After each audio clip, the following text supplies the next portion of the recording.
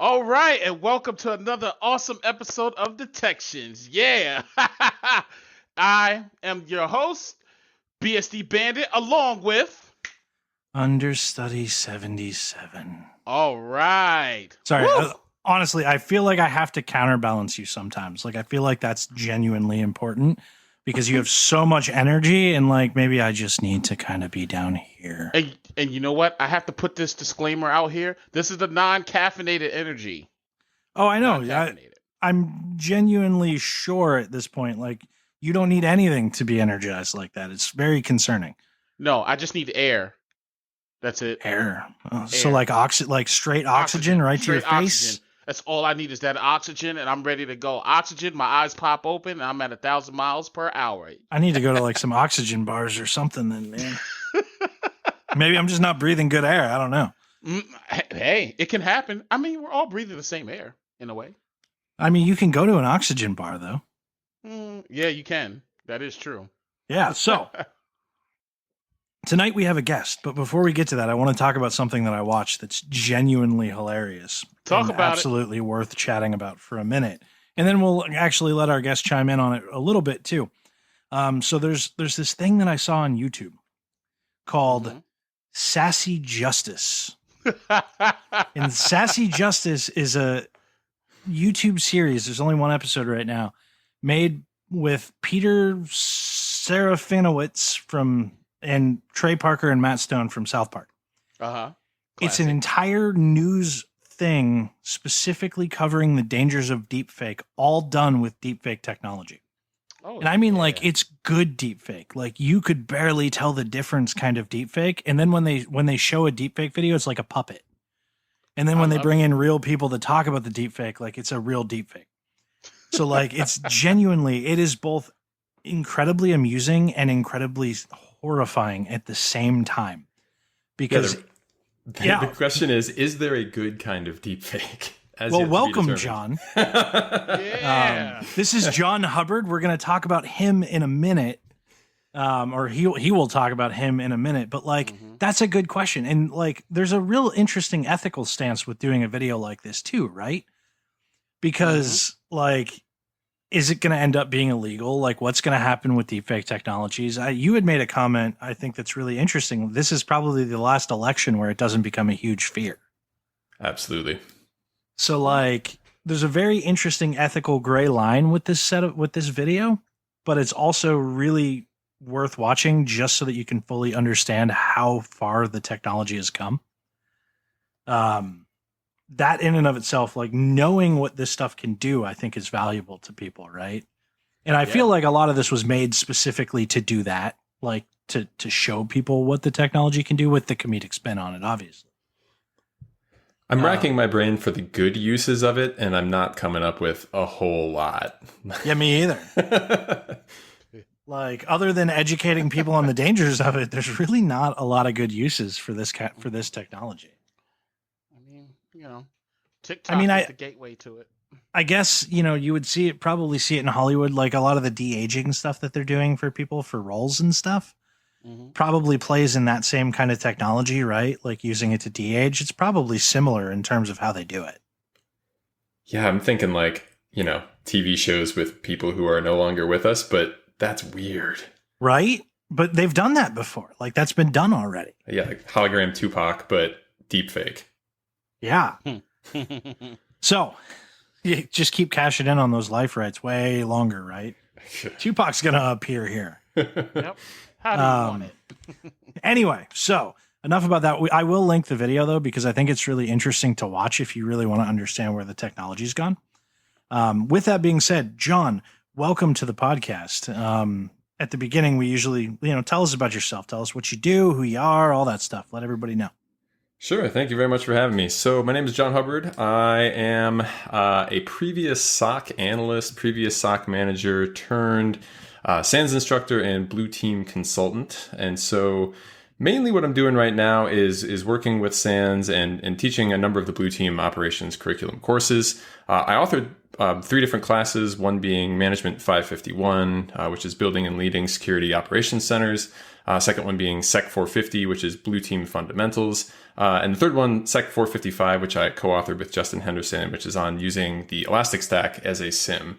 My bread and butter, though, for sure, is everything around security operations, how to run the team, how to pick and hire the team, the tools, the data, all that kind of good stuff. And all of that is around and based on my experience of doing that and living the struggles, living the fun parts, and trying to make sure no one else has to go through the struggles, and hopefully can fast forward through those and get right to the fun parts. And ideally, we eliminate those from the industry where possible. So that's kind of what all my courses are about. I got one for the newer folks, one for the managers, and trying to spread the Blue Team love as far and wide as possible. Full disclosure, I'm actually in John's management course in like a week or 2 weeks, and I'm really, really excited for it.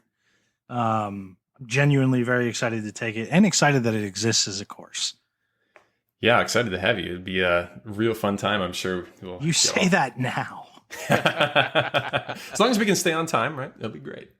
I think we can stay on time, but I'm definitely a chatty one and not ever afraid to make my opinion known. Otherwise, I don't think I do a weekly podcast. Oh, I love chatty classes. So authored a bunch of SANS courses, teach a bunch of SANS courses. You've done a bunch of speaking engagements, and I'm pretty sure we've talked about some of your talks on the podcast. You forgot podcaster, by the way, because that's a new thing. I did. Yes, that is a brand new thing. Blueprint Podcast is a brand new podcast, very similar to this one, trying to spread the Blue Team love, interviews with people. Season 2 coming out early 2021. It's also probably significantly more professional, more informational, and backed by SANS. So like, it's probably better. We have the SANS polish on it, I suppose. Yes. But yeah, same idea, right? Blue Team tactics, techniques, inspiring people, projects, and kind of spreading the good word. We have no polish, so you'll find that out as you go through this. And I know you've listened to a few before, so you got theme music, you got all sorts of fancy software. You're good. That's true. We do have theme music, and it's dope. Yeah. And I'm not normal, so. So talk a little bit about your journey. Like, I think that's an interesting concept, right? And everybody's is different. So like, you know, and as we go through this, we'll talk a little bit about different kinds of journeys, but like, talk about your journey. Like, you do some cool stuff. Like, how'd you get there? So like, I would say maybe the majority of people's journeys, my journey did not start in information security, although it went there pretty quickly. Started off doing electrical engineering as an undergrad. And as I was doing that, walking around campus with my fourth gen clickwheel iPod, podcasts became a thing. I believe it was 2005. And latched onto some of the security podcasts that are out there, started listening to them. And I was like, this is super cool. Always been a big computer nerd. I was, building computers back in high school and like doing, was it the AMD like Thunderbird, like penciling in the bridges to overclock the thing and doing all that. So computers were always in my blood. Chased that, became an engineer for a couple of years, and then ended up going back to school to get a master's because I joined a company that threw me in a program that said, you have to get an engineering master's. And I was like, oh, cool.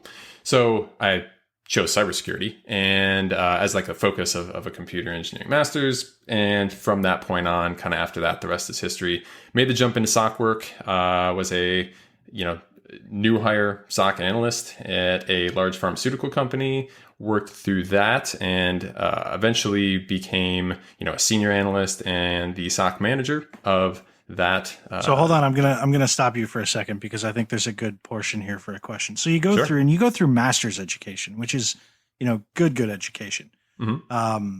And you were free to say how valuable that was, but how prepared were you after your education to go into work? And like, it's a good place to start. Like, what did you wish you were taught through your formal education that you had to figure out relatively quickly to be successful?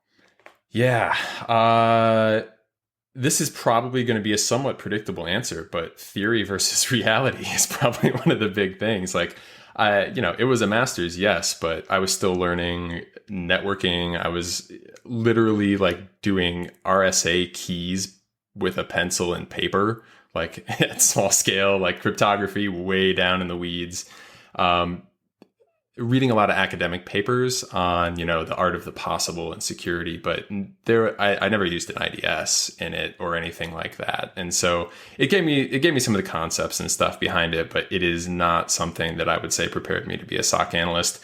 Largely, I was self-taught in that respect, just from listening to podcasts from 2005 to, I guess, 2012, 2013, when I finished the master's. And so I just kind of always had that as a hobby in the background. And I think that's where I was able to learn all that and talk my way into my first security job and go from there. And then, I think where I left off is became a SOC manager, became eventually a SANS student, which led to being a SANS instructor. And that brings us to today. Nice. So what did you wish you had known when you started, other than like practically playing with an IDS? Which I agree, like that should happen.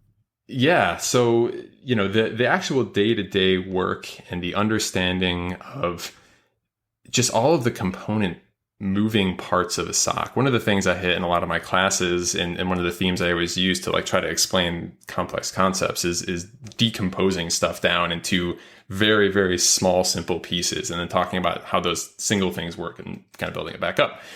For a SOC, the way I describe it is if you break down what a SOC needs to do, like you have to collect a bunch of data. And one of the things I did not learn was what's the right data to collect, like other than logs and packets, right? Specifically, right? Going into more than that.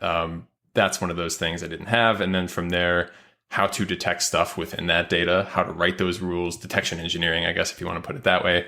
How to look at alerts that have gone off and decide which one is the most important, how to qualify them as false positives or true positives, how to kind of bounce around and correlate data and say like, oh, this IDS alert went off. Like, what's the fastest way I can go to confirming this or not, based on hashes or IPs or whatever.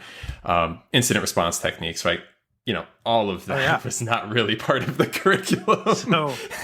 So I want to hit in on one of the very early things that you had talked about there, and that's that concept of visibility in logs, right? Mm-hmm. One of my interview questions, and I mean for anybody, I guess, whoever hopes to work there, like I'm going to give you an interview question, is if you could have any one piece of visibility, what would it be, why, and how would you use it to find badness? So here's a really interesting piece to that. You don't have to answer, but you can. Like, I'd be really interested to hear your answer. I can totally do that. Oh, I believe it. You go ahead, answer. Before we continue, go ahead. So there's a couple ways I would take that, but the first thing that came to my mind, I have taken the MITRE ATT&CK framework and used the API to pull all the information. And there's kind of a weird, you can argue this, right? But this is an interesting semi-objective way to go about this. Pull all the techniques, look at the data sources, and then group them by the data source and see what data source tells you the most of the techniques. And the answer to that is process creation logs. Surprise, surprise. And so that might be my answer. My answer is the same answer, actually. Process creation and command line. Yeah. Specifically because at the endpoint you get so much rich data, and when you look at techniques, end goal is almost always the endpoint. So having the endpoint data is really valuable. Yep. But one of the things that I've found, and this kind of speaks to your point, in probably more than 90% of the interviews that I do, most individuals that I interview don't have a real answer to that question. Or they name a specific tool, which I get it, tool focus is a thing, and it's a big thing, and it's an unfortunate thing in SOC. But these are people who have been doing this for years upon years upon years, right? Mm-hmm. And they don't have a good answer to that question. So I don't even know that it's just education not teaching it. I think most SOCs aren't teaching that concept either. Yeah, there's probably the over focus on the tools. And, if you only worked in one SOC and that SOC had, I don't know, carbon black or whatever, right? Sure. Right. Endpoint logs become carbon black logs in your mind. And so I could see how that might be the answer that some people would give if they've never actually just gone into raw Windows logs and they've always had something pick it up for them or whatever. I think the other half of the problem is that we don't teach our SOC analysts to think like that, which is what I want to get to. I think it's really interesting that was the first thing that you brought up, because as an industry, it's very rare that we teach our analysts to think that way.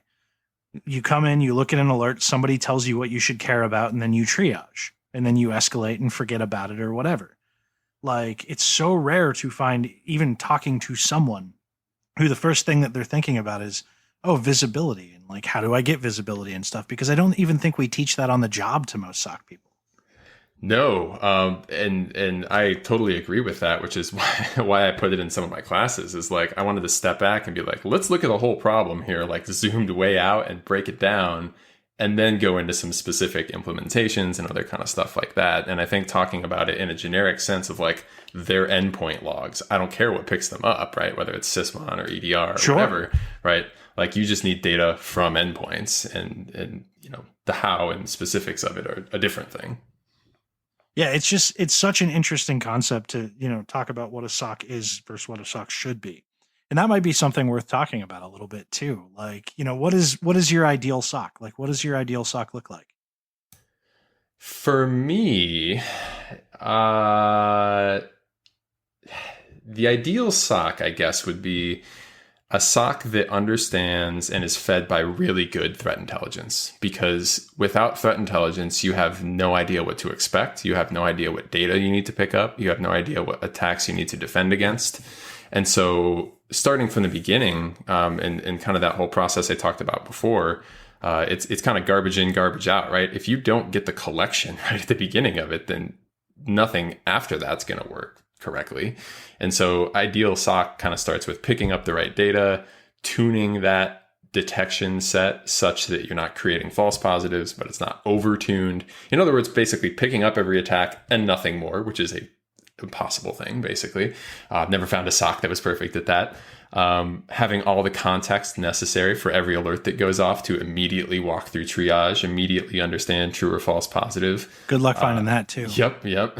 Automation around literally everything that is not value added to have a human do. And incident response that is allowed to do what they need to do, has the permission, has the backing of management, has the training to understand what they're looking at, has the training for tactics in terms of dealing with opportunistic versus targeted attacks and all of the different kind of IR implications that has and all that. So I guess what I just said in a lot long-winded way there is optimizing all of those individual bits kind of makes the optimal SOC, which makes sense, I suppose. So let's move out of idealized for a minute and let's talk operational, because that was another one of your points. There's the idealized version of the world, and then there's the operationalized version of the world. How do you create the idealized way in an actual functional operational way, or at least as close to it as you can get? Sure. I know I'm throwing you some real tough ones right now. Oh, no problem. I love talking about this stuff. One of the things I try to break that all those individual items I talked about, I break those down even further in some of my talks and other stuff in courses, and I get down to collection, for example, the first item. What's the variables even within just that minute area of, are we collecting the right things? It's your audit policy, right? Your audit policy is ultimately like, are we recording that thing or not? And if you're not recording it, you're never detecting it down the line. So figuring out what attacks are out there and translating that into an audit policy that can help you find them is the first thing. Beyond that, then it's a question of both practicality and money. Can you centralize those things that you have decided to make a log for? And getting that right. And so that's a little bit around choosing tools that support, lots of data gathering and being able to afford it, whether it's a SIM that can do unlimited kind of intake, or if you're paying by volume, picking the right stuff and being able to get everything, looking at your detection and being able to see kind of en masse at the end of the month, like what's your biggest false positives, what are your most active alerts, whether they're right or wrong, what things need to be on, what things need to be off.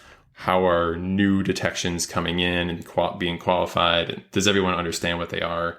There's a whole lot of stuff that you can, move through in terms of getting from where we are to ideal. And I think probably some of the biggest problems really are just not knowing what you need to pick up in terms of collection and not being able to write perfect detection tools and the constant struggle of adjusting those things because they're moving targets, right?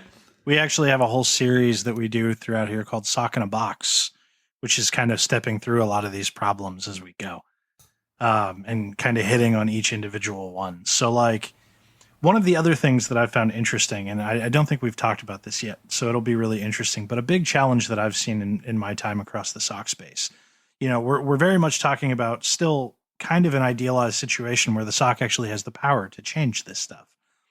In a lot of cases, they don't, right? They're just SOC analysts. Like, they're viewed as tier one. They're viewed as unimportant. Their opinions don't matter. Someone else tells them what to look at. I'll use a phrase that's been used on me in my time in the SOC enough that I actually quit the job that I was working at. Shut up and color. And anybody in the military is probably familiar with that phrase, but it was used on me a lot when I was working in the SOC.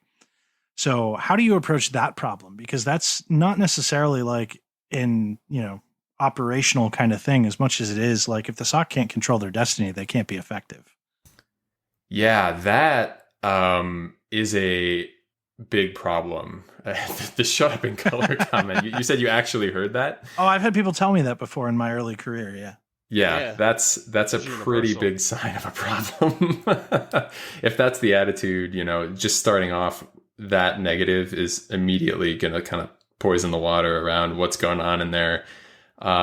It speaks to a lack of trust of the people in the SOC. Obviously, if you don't trust the people in the SOC, you're not going to empower them to do things. And if you're not empowering them to do things, then they're going to be freaked out and stressed because effectively you're being like, hey, guess what? You're hired to protect us from millions of dollars of damage and we're not going to let you do it. So enjoy that. And shockingly, there's turnover in places that have that kind of attitude. And so building up that is really a practice in growing trust with any group the SOC has to deal with and getting them to work together. And arguably a lot of time that's not on an individual analyst, which is kind of why I'm specifically asking you this question as the author and teacher of a management-focused course. What can prospective SOC managers do to build that trust? How do they get to a point where they're seen as peers rather than underneath? So I will say in my experience, my problem was less about seen as underneath, and it was more about, wait a minute, we didn't have to cede our power as a group to another group to potentially make mistakes that could get blamed on us. And so if I can kind of twist the question to that sort of thing, because that's obviously a big problem that a lot of SOCs focus with as well. It's about, building that trust collectively with those other groups. And so an example of that I had in the past is as our SOC was formed initially in my previous job, there were multiple groups, right? Firewall group, proxy group, email group, and all of them, we're like, so we're this new group and we would like the power to add blocks to the proxy and the firewall and email coming in. And they're like, no, because what if you break things?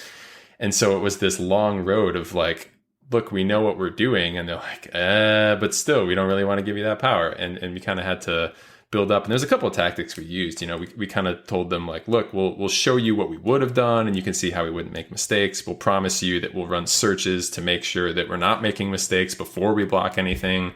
We'll use like the 4 eyes rule and, make sure people are, asking their person sitting next to them, hey, is this a dumb thing to block? Whatever it was.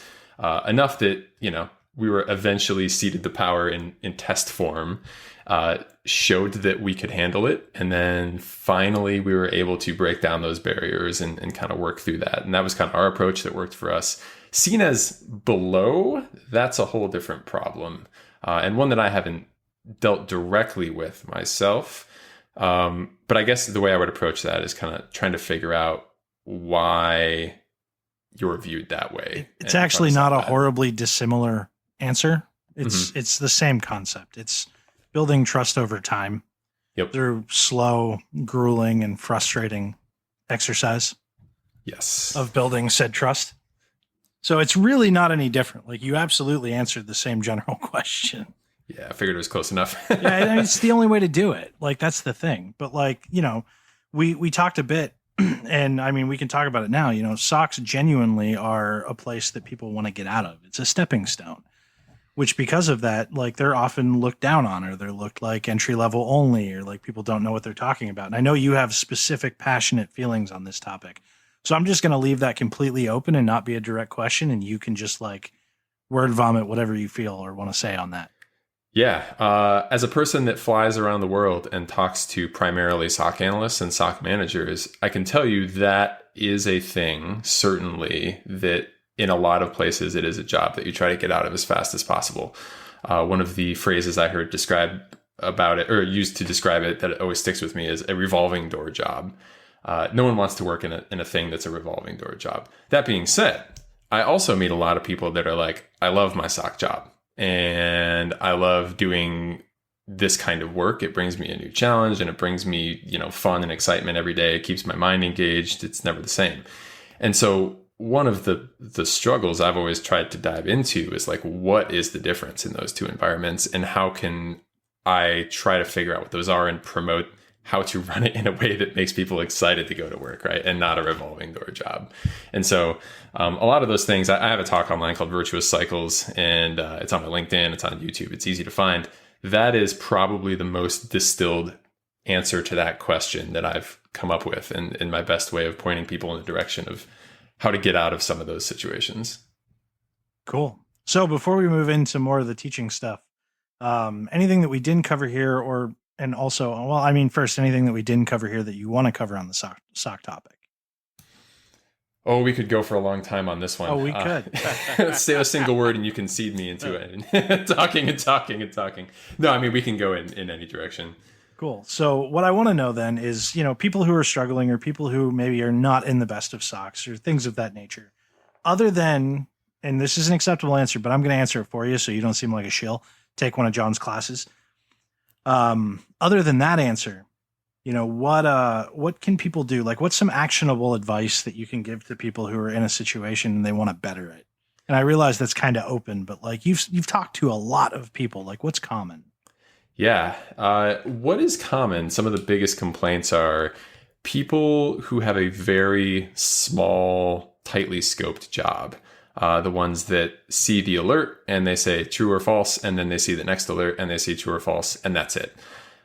Those kind of jobs, they can be fun for a very short period of time until you hit the ceiling and you've kind of maxed out your ability to say true or false within a week, maybe. And especially if you're not given the data you need and all of that, it just becomes an overly burdensome and kind of stressful situation. And so those kind of things, there's always admittedly that also shouldn't be what a SOC is. If yes, we're completely it should not honest. Be. Right. Like I'm a very mission oriented, mission driven person. Mm-hmm. So like when I go in and take over a SOC, the first thing that I do is I define my team's mission. And my mission is usually very simple. It's 4 words: find badness, protect users. And then every question that my team asks and everything that we undertake has to line up with those 4 words. Does this thing that we're doing help with those 4 words? Clicking buttons doesn't help with those 4 words. Yeah, definitely. The correlation of people who have a job that sounds like that and misery is pretty high. And so, the 2 clear options out of that are change it or change your job. And fortunately, but how do you change it? That's what I want to get at. Yeah, so that's the tricky part, right? Is you got to get things to change. So if management has said this is how it is and we are unwilling to change, you might be stuck. If they're not, and hopefully they're not, because management should be willing to listen to the people that are doing the work and have to live those ways, you can point out some of the things that I talk about in that talk. And that is like, you want retention, right? Like the better I get, the longer I stay here. The longer I stay here, the better I get. The better I get, the better security gets, the better you look, the better the organization is. We all win. So let's make this job not something I hate, right? And we can do that by, and there's some fairly predictable ways to make a job better in terms of expanding it beyond true and false.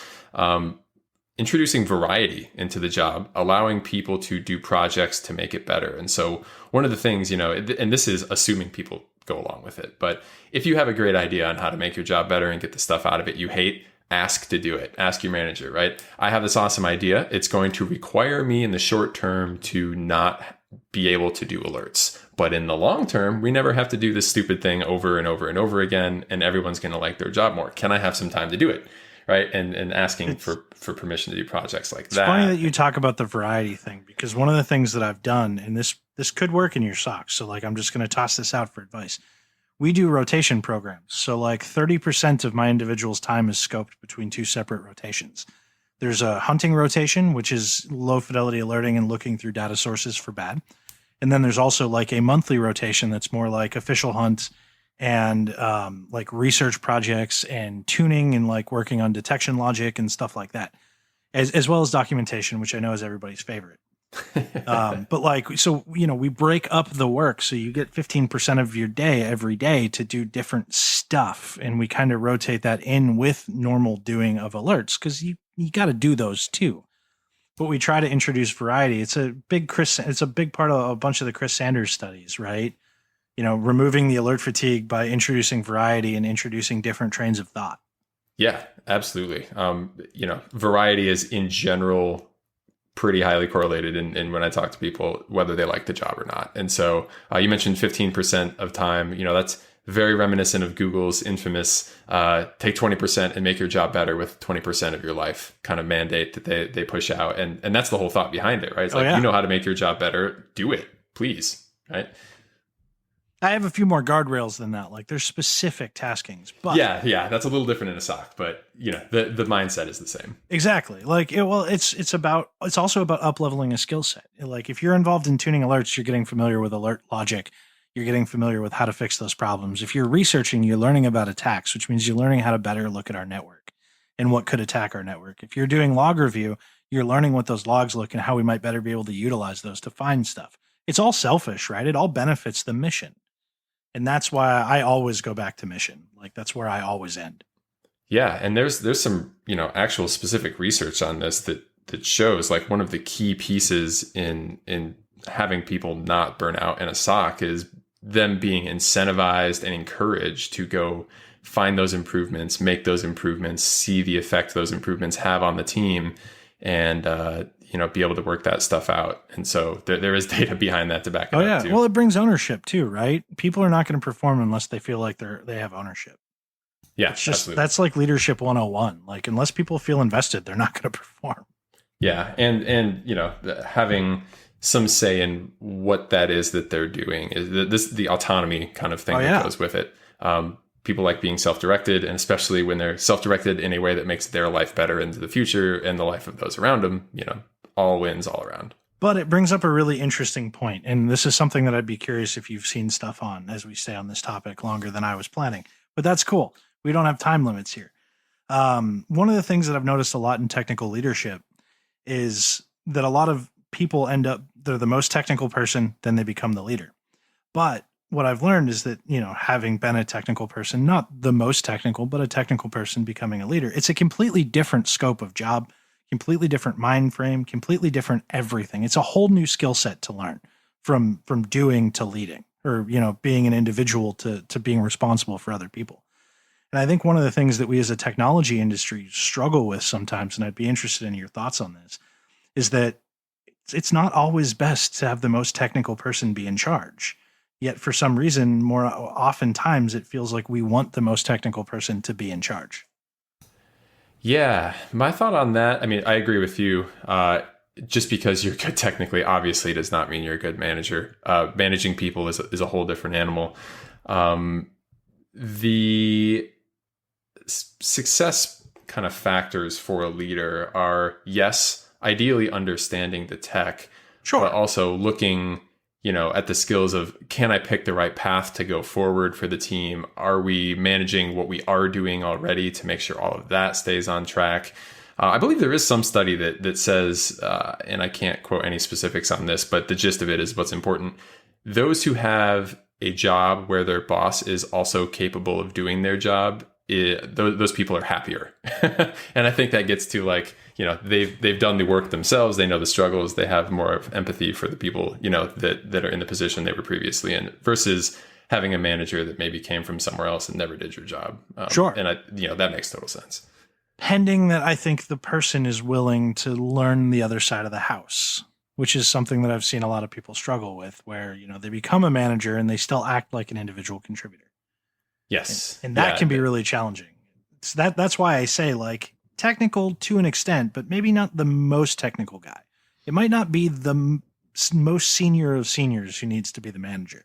It can be the dude who's okay. Yeah. I mean, those are kind of, orthogonal in terms of how good you can be technically and how good you can be as a manager. The best technical person might be the best manager, but it's no guarantee, right? I don't think there's any correlation between how good you are technically and how good of a manager you are. Honestly, my bread and butter is just being okay anyway. I think it's all, journalist. Yeah, I think it's all from a personal perspective. Again, like I say, both of you are right. It's not from a, how. Because there's some folks who are super technical, but also great leaders. So absolutely. I think it's more of a mindset. Where's the person's mind when they're tasked to do, when they're called upon to become a leader? Where's their mindset located? I think that plays a huge part in how well someone is able to lead a team. As well as whether or not they're going to hate not getting to be in the weeds anymore. Because fun fact, when you're a leader, you don't get to be in the weeds that much anymore. That's true. And that has its pros and cons. Yep. All right. BSD, did you have any questions about the SOC stuff or anything that you want to cover there before we talk about training? I just want to ask just a real quick question. For someone who has no experience at all, and I'm not even talking red team experience, just they were probably a systems administrator.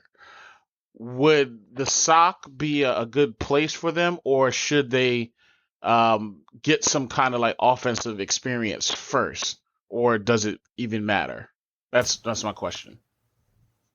Well, it kind of depends on what you do know, right? If you say starting from zero, like starting from, I don't know what a mouse is, or starting from, I've been a sysadmin, but I haven't done security, that's two very different places, right? Okay. So starting is just a sysadmin that's configured Windows and configured Unix, the basic configurations. There's a couple of different ways you could go about this. I would say, traditionally, and I think I agree with this, probably the better route would be going blue team first before going towards red team. I think red teaming and any kind of attack stuff is probably, at least in some ways, inherently more tricky because you have to work exceptions to the rule in a lot of case, right? There's what things are designed to do, and there's what you can make them do if you understand them really, really well. Security and defense is a little bit more like straightforward in some ways. And so I think that's probably why a lot of people approach that. And once you learn the basics, then you can learn how to kind of bend the rules and go beyond that. It's also a very different scope, though. Because when you're talking about the red team side, you're talking about like you get a box, you're good. You're basically acting within a very small scope. On the defensive side, you're acting within a massive scope, depending on the size of your organization, mind you. But BSD, to your point, I think what's really interesting about that question is sysadmin, absolutely, hell yeah. But one of the problems that I think we have a lot too is that SOC is often seen as solely an entry-level position. And starting from zero, like with no computer background, it's hard to do well. It's much easier when you have an understanding of systems and you've done that and you understand networks and stuff. Like that can make you a really good SOC person. There's a lot that goes into being a good defender and a good SOC analyst. And so if you're starting from sysadmin level, yeah, you can build up and be like, I'm going to learn how to triage alerts. I'm going to learn how packet capture works and how to read a PCAP and how to look for exploits in it and all that kind of thing. And you can take on each individual one. It would be really hard to say move towards being the best in the world defender, because I don't even know how I would define such a thing. Whereas with red team, like you can get really good because I think the scope is a little narrower. Of course, there's still like exploit development, web apps and all sorts of wild kind of sub genres even in there too. But it is still focused around, can you get into a machine that you're not supposed to be able to get into? Whereas, yeah, running the blue team can get it, spiral into Active Directory and firewalls and proxies, and it's all. I guess maybe it's broader. Oh yeah, and I was just talking scope as in network size. Mm-hmm. A lot of red teamers, they don't need to know what logs exist on a system, what those logs look like, complex networks. Like they don't need to know that stuff. They just need to find one exploit. Where on the defense side, you've got to look at 1 million endpoints potentially and have a pulse on all of that and everything that's happening and what all those users are doing and so on and so forth. The scope is just big. Yeah, that actually brings up an interesting point that I try to make in some of the classes is, the mindset of you just have to find one exploit. Yes, that is true to get into one machine, but most compromises are much more complex than that. And I would agree with that. Yeah. There's a lot of blue team members that are like, how am I ever going to do this? Right? They just need to find one error. I have to be perfect. No, you have to have defense in depth, and you have to have something catch them. They have to be perfect and miss every single trap. Yeah, right? I totally don't mean to demean that side of the house. I just mean it tends to be more solo. It tends to be smaller scoped, right? You have a target and you might have to pivot through a bunch of stuff to get to your target, but you don't have to worry about the 30,000 other things that exist over here. To a certain extent. And the reason I say that is because say we compromise one box, right? We still have to, especially if this is a red team engagement, we're going to take pen testing out of it. If it's a red team engagement, you have to look at it from a perspective as like, okay, yeah, I've gained access to this system, right? I've breached the system, but now I want to know more. But what security layout, what could we be not seeing? What part of the picture are we not seeing? You're more of like, it's more thinking and less hacking when you're dealing with the red team side of the house. So it's like chess. It's strategic. Yeah, and it's not dissimilar on either side from the strategic kind of chess-y thing. Right. We're trying to get to your king and queen, and you're trying to keep us from getting to the king and queen. Yeah, and I'm not at all trying to demean the offensive stuff either, because it's difficult and it's interesting. Yeah. I wish I could find a better way to explain it, because I'm having a really hard time figuring out, like, scope might not be the right word, but like scope works in my head. Yeah. But I'm totally not doing the best job explaining it. We'll call it the purple bridge. Sure. We are building a purple bridge. Yeah, well, my mind is like at your point, like you're trying to get to the king and queen and you'll go through the jack and the 10 and whatever you can to get there. I have to worry about all 52 cards, not just the king and the queen all the time.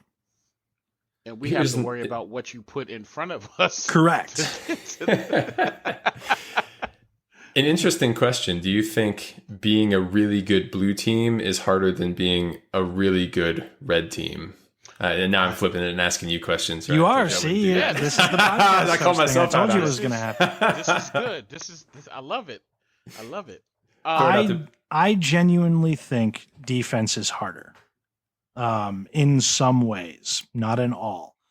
But I think a lot of defense being harder comes from visibility. Ultimately, you need far more of it and you have far less of it. And a lot of the things to be effective at defense, like it or not, are expensive for an organization. Like you talk about defense in depth, like that's expensive. Yeah. So where like on the attack side, it's the barrier of entry is significantly lower cost wise, especially with all the work that people are doing and the really good work that people are doing. Right. Mm-hmm. So like, it's very easy to get a hold of some tools and use these tools and poke your way around and learn and move forward. But even trying to talk about like how to teach real defensive work is hard because you have to basically simulate a real fucking network. Well, here's the thing. So, okay, perfect example. And I think it's getting more to this point as well too, especially with red teaming. You're going to have to use a lot of custom tools. You're going to have to make tools. This is what I'm finding out a lot in, the way red teaming is shaping out to be, because here's the thing, the ready-made tools for the low-hanging fruit, a lot of that is not useful, especially in a red teaming engagement. PowerShell is not an option. It's not useful for the companies that will pay to have the assessment done because they're willing to invest largely in some detection methodology. Right. It's very useful from an attacker perspective for the 99% of companies that don't pay for any of that stuff. That's true. I'm talking less about red teaming and more about like the attacker methodology, right? Right. But red teaming is like the attacker methodology in a way. Correct. Because you're simulating a real attack. I mean, the pen test, let's be realistic, they already know that you're there. So you're kind of banging away at it. Oh, yeah. I just mean you're simulating a real attack with somebody who has paid you to simulate that real attack. Correct. in an environment where hopefully they have something that will look for that real attack, where 99% of companies probably don't even have a blue team or a defensive team or a red team or pay for that or any of that stuff from like a real attacker's perspective. And I agree with that. And that's what makes it harder, I believe.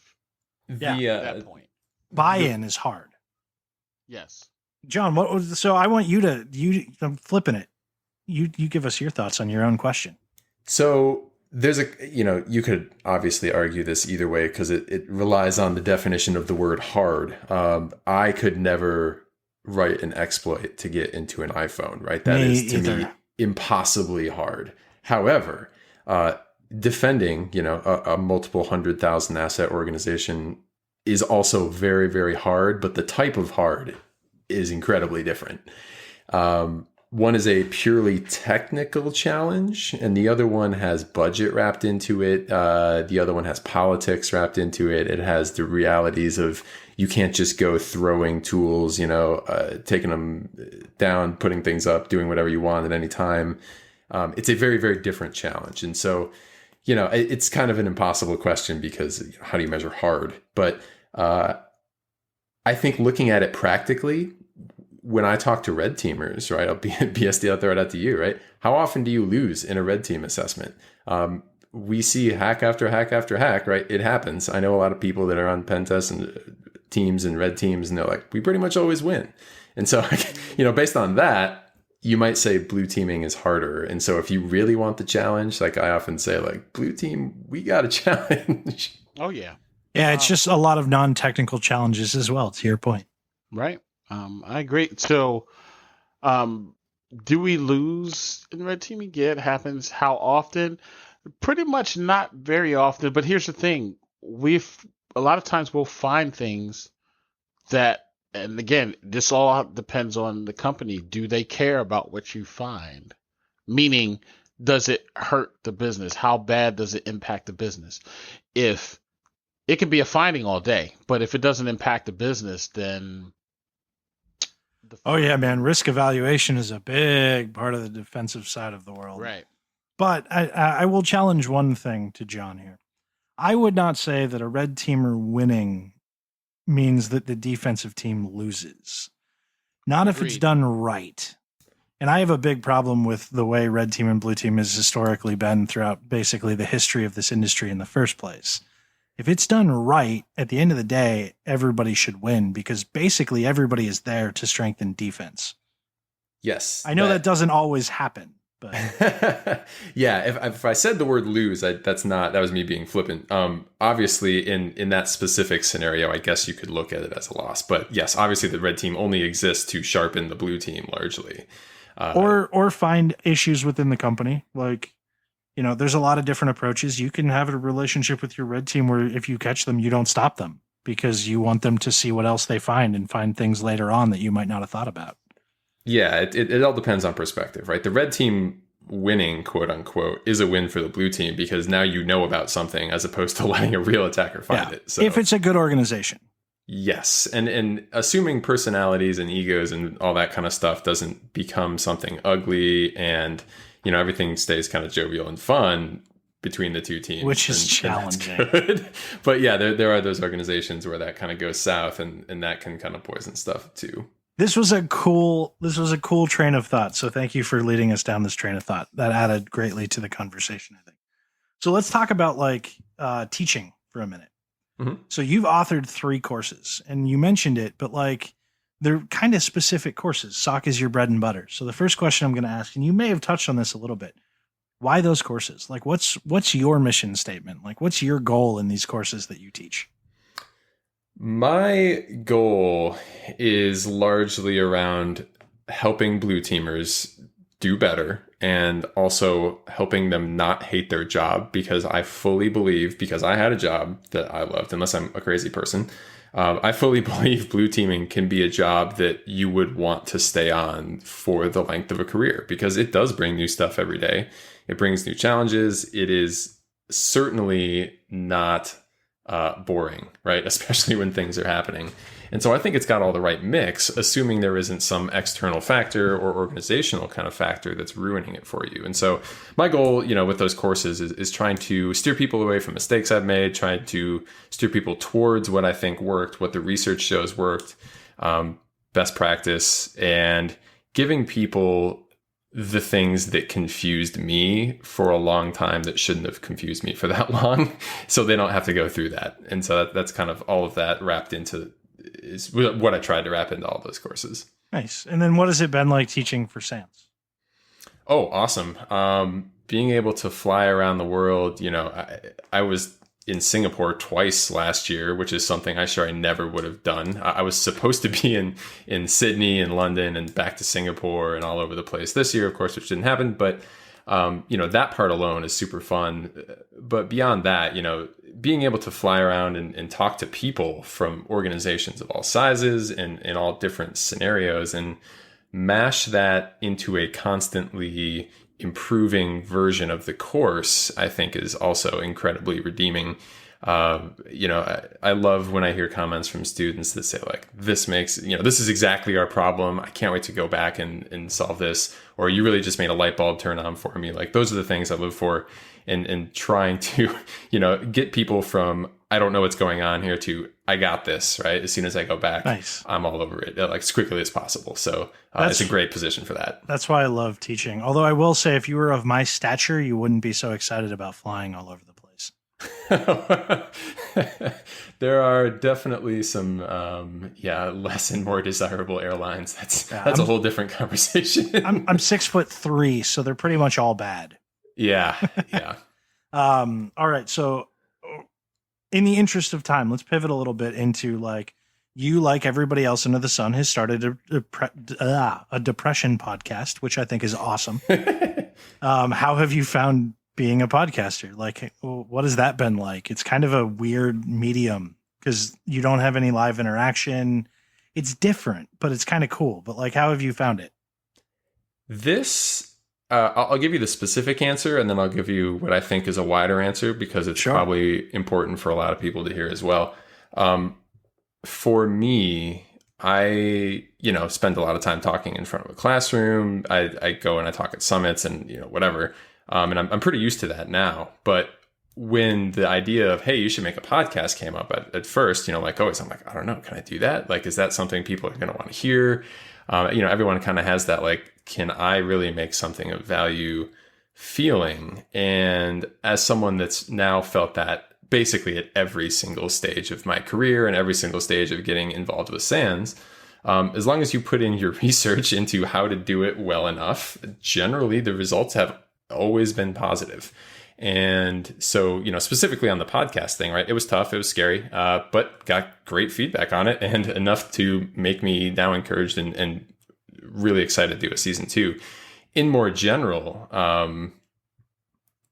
it's one of those things where it's content creation is always very difficult, but I think it's really, really worth doing. And so whether it's podcast or otherwise, if you're on the fence right now, there's no better time to start creating something, right? And there's pretty much no downside to doing that, right? You're going to be building up your professional kind of repertoire and all sorts of good stuff there. And it's really hard to do. It's really hard to open yourself to criticism.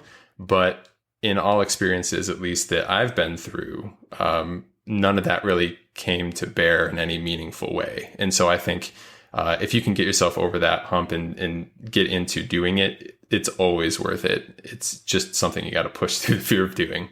I mean, I will second all of that. And I hope that many of you go start podcasts, just like I am so genuinely excited that John has another Blue Team focused podcast, because there's just not enough of us out there.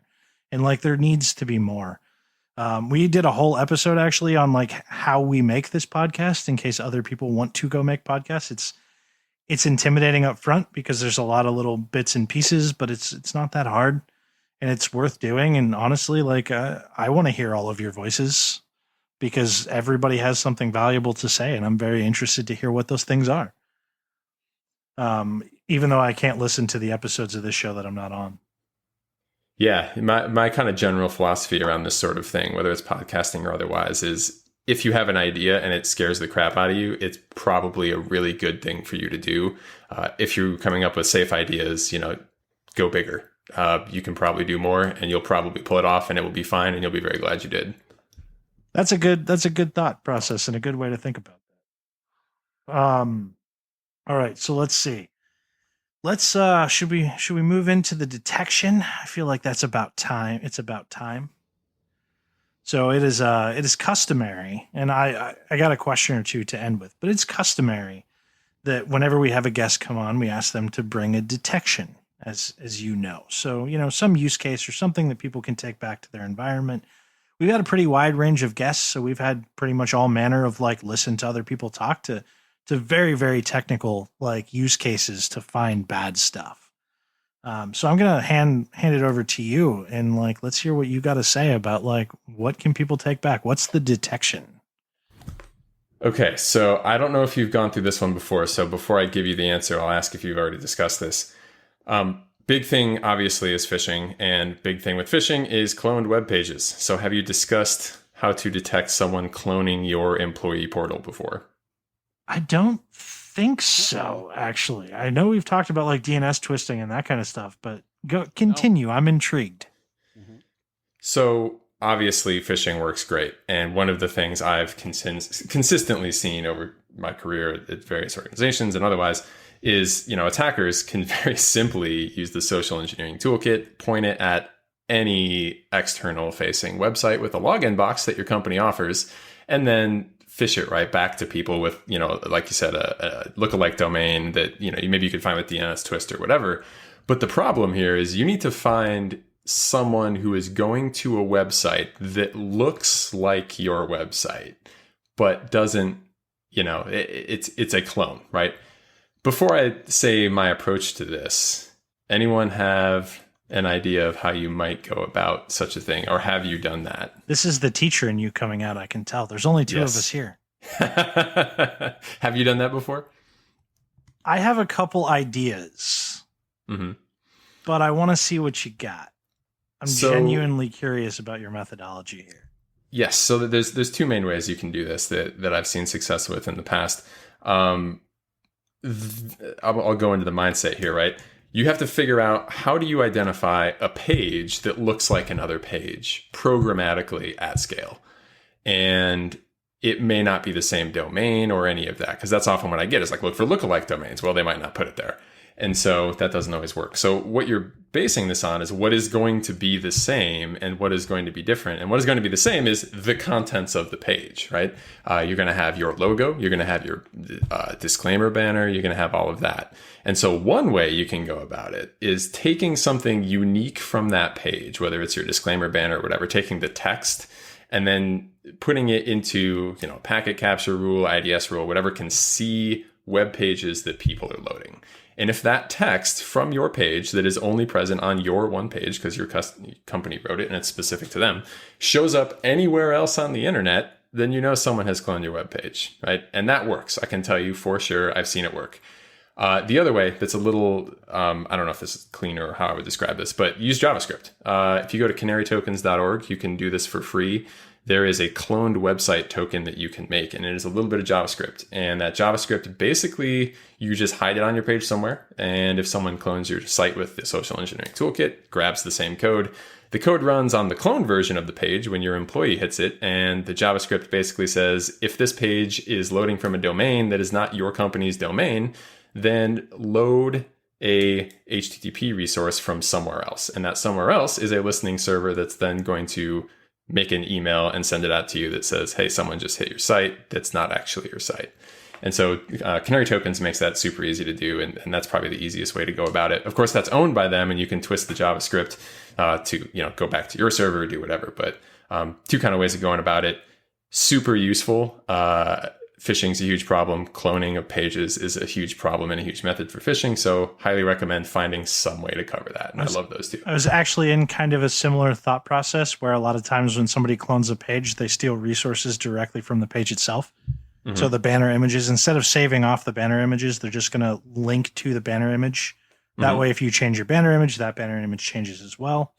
and basically just looking for, your banner image on any other website, like a link to your banner image on any other website or something along that nature. Yeah, that's where my head initially went. Yep. If you see a refer loading your images from a different domain, right? That kind of thing. Yep. That would also work potentially, depending on how it's all architected. Nice. That's a good one. We actually didn't do that one yet. And that's like a dead simple, really cool one. Yeah. So there's really cool use cases there. That's good. I love having guests on because they bring really interesting detections. They sure do. Right? So parting words, advice, I asked a little bit earlier, and I tend to ask this to a lot of people, especially in this space. If somebody wants to get into a SOC, and this is going to be pretty much my last question. If somebody wants to do this kind of work and wants to do defensive InfoSec, what are the things where should they focus? What should they care about? What do they need to know? Qualities. I'm going to leave it very open because I think that's more interesting. The way I would approach that, for a SOC specifically, the average SOC, what is the average SOC going to be looking for in terms of talents, or at least the primary talents? That's going to be looking at data and deciding if there is a compromise represented in that data. And so, fundamental skill wise, if you can open a PCAP and you can say, in this PCAP, I see HTTP transactions and I see them downloading an executable and I can extract it and show it's malware, or I can look at these Windows logs and I can parse them, or I can, see that there's repeated attempts to log into an account that's failing, really anything like that. There's a site, malwaretrafficanalysis.net, that has a ton of PCAPs and kind of challenges built in. I always point people at that if they want to hone their PCAP checking skills. It's malware-traffic-analysis.net. Great place for that. There are a lot of GitHub projects that have compromise built into them. Those are easy enough to Google. One I think is called EBTX attack samples. Roberto Rodriguez has the Mordor data set. Those things you can look through and just kind of see what an attack in logs looks like. And so, if you're going to a SOC interview, I would expect to be asked questions like that, right? About data sources. Does this show something bad? Can you find this in a PCAP? How would you triage this? And all those sorts of things. So probably focusing on that would be the best value for your time. Cool. Well, with that, I want to say thank you so much for coming on. Be sure to check out his podcast, Blueprint, his website, in case you want your own consulting services of SOC stuff or any of his SANS classes. This one has been long overdue for me, but John, it's been so wonderful to get a chance to chat with you, and for everybody else to hear it about SOC stuff. Yeah, thank you very much. Had a ton of fun. Yeah, there will be links everywhere. And BSD, why don't you go on ahead and take us out? All right. Well, it's been awesome again. Had a great time tonight. And all that I ask that everyone does is go forth and find badness. Ow! You